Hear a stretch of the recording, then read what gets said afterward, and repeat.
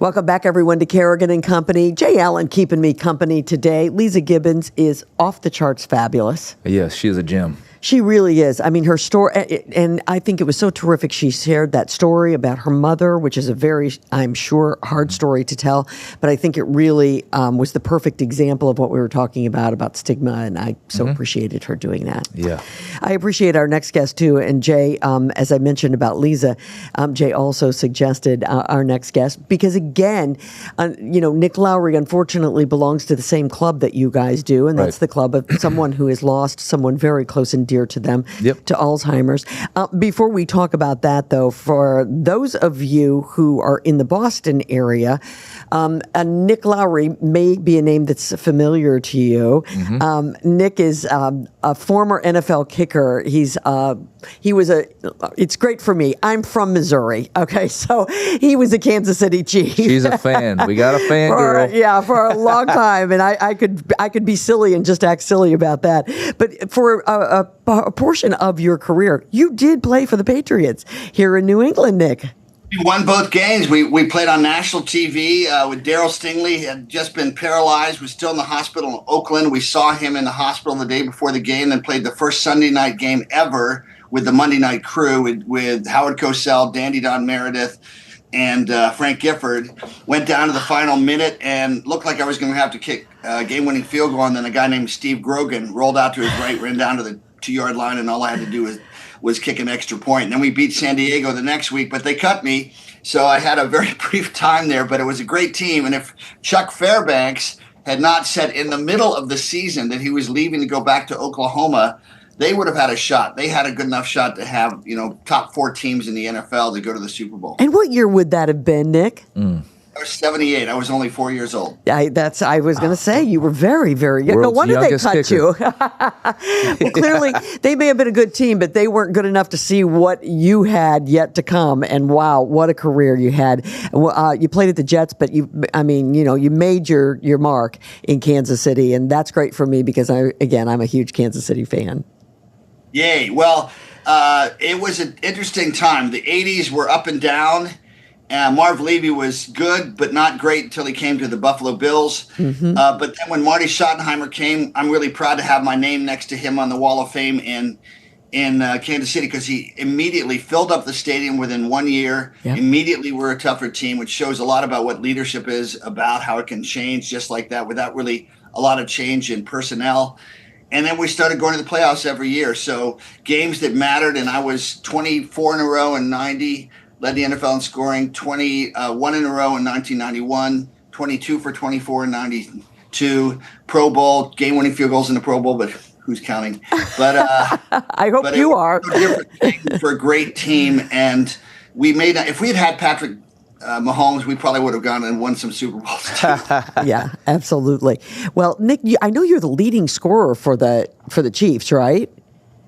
I am. And I've made good friends with Harrison Butker. And if anybody deserves to break my record, he's about 6 seasons away. He can do it. He's really good. Really, I'm one of the top 2 kickers in the NFL, but I'm very proud of that. And, of course, incredibly proud of Patrick Mahomes, Travis Kelce, and the incredible job that Andy Reid has done with Clark Hunt. Give him credit, too, for hiring the great people. Absolutely. You have more connections here in New England. You went to Harvard, and you also went to Dartmouth for your undergraduate. That's right. And winters at Harvard are cold. They are very cold. I'll never forget, I was in the advanced negotiation workshop with Professor Brian Mandel at the Harvard Kennedy School, which I won. Thank you. And every day we'd leave and it was -3, -2 wind chill. This is back early January 2001. Gross. But incredible people there in Dartmouth College, just a phenomenal experience. Back then it was 10-1 men to women. Now it's 52% women, so it's very different. But it's a great school. Harvard, Who'd you play for there? Not Buddy Tevens. Buddy wasn't there then, right? Buddy was my holder, field goal kicker my senior year. And Buddy, against Holy Cross, he'd been kept out of the game until the last drive, and it's 14-all, and boom, completion, run, completion, game-winning field goal, right hash. 40-yarder to beat Holy Cross 17-14. So Buddy was showing what he should have been able to show as a junior. He went on to be Ivy League Player of the Year the next year. That's great.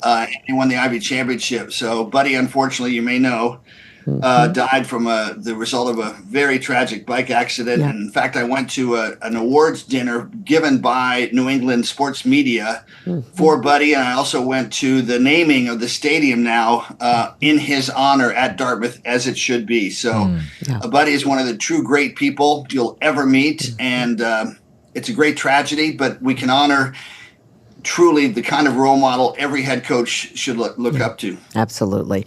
I have had numerous meetings with him. My son played football as well, and what a gem. Just a delightful man and a really great coach. And I know there's lots of young men who have been shaped by the legacy that he left behind. So it's really terrific. Can I say this is a really good teaching moment. One of the things he did that I wish every coach did, we both had John Rassius, who the world authority on rapid language learning, and it was all about stripping away your ego and your levels and your layers of conditioning. And he said the best thing that he will have heard about a player off the field is that he is going up to people that are not like him, that he's never met, and introducing himself to foreign students, to people that are not athletes at the Thayer Dining Hall, across campus, et cetera, because those skills, being comfortable with being uncomfortable, meeting people that you don't know, those are the life skills that translate what you've learned on the field to real life. Absolutely. And a lot of football programs, unfortunately, don't emphasize that, but he did. And so I think you'll see the track record of his players is incredible, what they've done after their football careers. Okay, now that leads us to where we are today. And you want to talk about someone who gets out of his comfort zone and talks with people. I mean, Nick, it's amazing. You are an advocate for the homeless. You live out in Arizona now, or we don't need to get into the exact location, but you live in Arizona. And I know that you have an incredible program there. I've watched videos of you interacting. It is amazing. And the thread that we talked about off of the top here is the fact that you lost your brother at 69 years old to Alzheimer's. And I know that you, along with Jay, and we just had Leeza Gibbons on, you guys have worked, tirelessly to try to raise money, to raise awareness, and certainly to help those caregivers. Mm-hmm. Well, it's pretty hard to watch your loved ones, whether it's your brother or your parents, as Jay knows really well, and wrote one of the best songs, probably the best song ever about it. By the way, that song, right, so simply shot, so powerful. I cry every time I listen to it. Mm-hmm. So that's hard. That's hard to watch. But then what do we do with the tragedies and the traumas in life if it isn't to honor the people we've lost? So, my brother Chris knew he was loved. Your mom, Jay, knew she was loved. Mm-hmm. You made every effort to let her know, to penetrate all of those lost perceptions, that she still was loved. And those are some of the only choices left to us. But the other choice is just to push forward with other people going through it, but also the research and the science. There's a new compassionate use drug called TB006. I always think of Tom Brady, TB. And it's been approved about 1.5 years ago by the FDA for compassionate use. And it's so far, I will say the caveat is so far, it looks like it's helping reverse Alzheimer's. And the other treatments are very successful as well for arresting it. But now it looks like we have some real hope and some light at the end of the tunnel, and it really is a tunnel, to reverse Alzheimer's and dementia. Yeah. Mm-hmm. Yeah. I know that we've had drugs that maybe slow the progression, but nobody has ever talked about the idea of being able to cure it. And I think that's what everybody ultimately would like to see happen. Yeah, and it's not very normal, as we know. I've been lucky enough to get to know quite well on a regular basis RFK Jr., who's really fighting for these sorts of advancements and for the true science, the true double-blind tested science. Mm-hmm. But check out TB006, and the faster we know how well it works, the better. But with compassionate use, it means that you're basically saying we acknowledge we've tried everything else, and we just don't want to lose. We want to take every chance to make sure that we can reach our loved ones. So check it out. How you feel about that, Jay? That pumps me up. Yeah.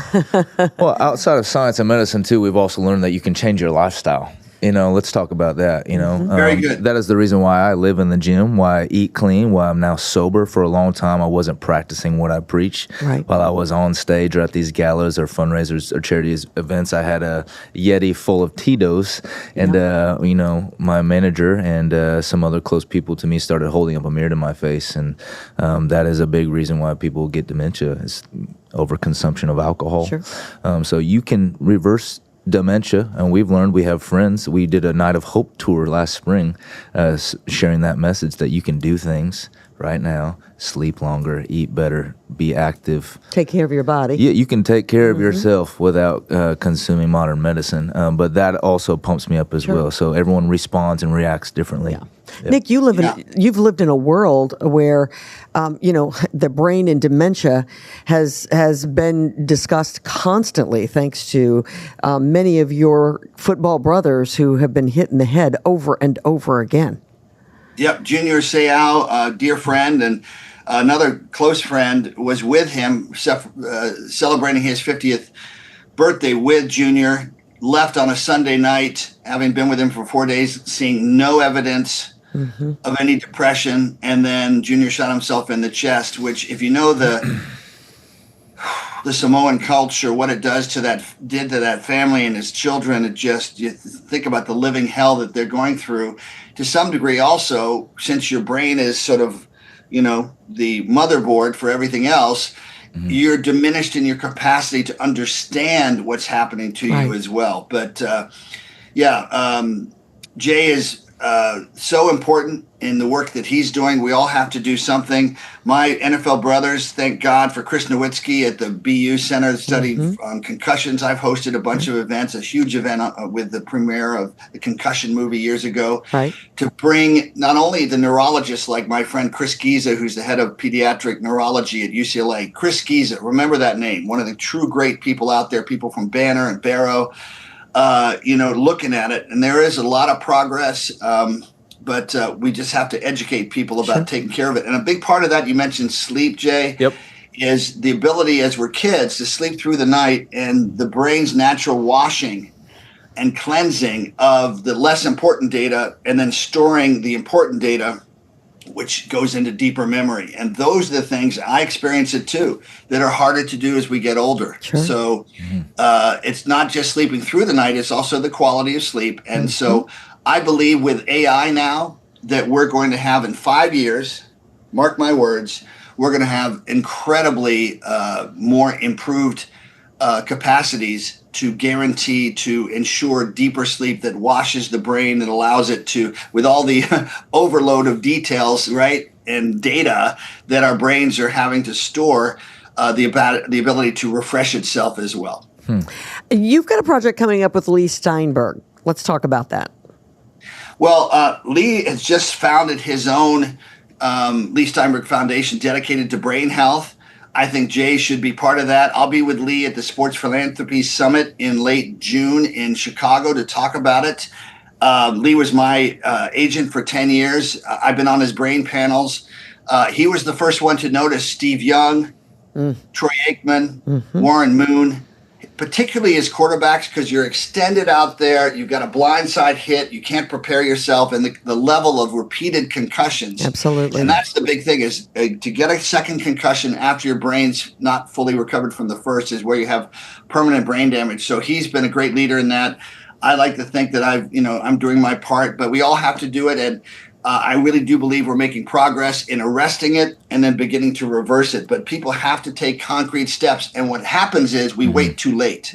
We have to, as Jay alluded to, no sugar, which I'm bad at. I just had a birthday dessert last night, key lime pie. Oh boy, you can't win every day, Nick. But and alcohol. Those two do make a huge difference. Sure, absolutely. Well, listen, it sounds like a terrific event coming up in later in the month in Chicago. So I hope he continues to push out that word. That is a good thing. Let's get you involved, huh? What do you think? Sign me up. Yeah, we say yes if we can. Absolutely. Anything else coming up for you, sir, that you want to share? Well, I just I'm one of the leaders of something called Project Max, which is dedicated to ending racism, anti-Semitism, and intolerance or hate through sport. We've got a bunch of NBA players. I've added with Eric Rubin, the founder, a number of NFL players, Duron Sherry, Will Shields, and others. We'll be going back to Israel for the Maccabea Games.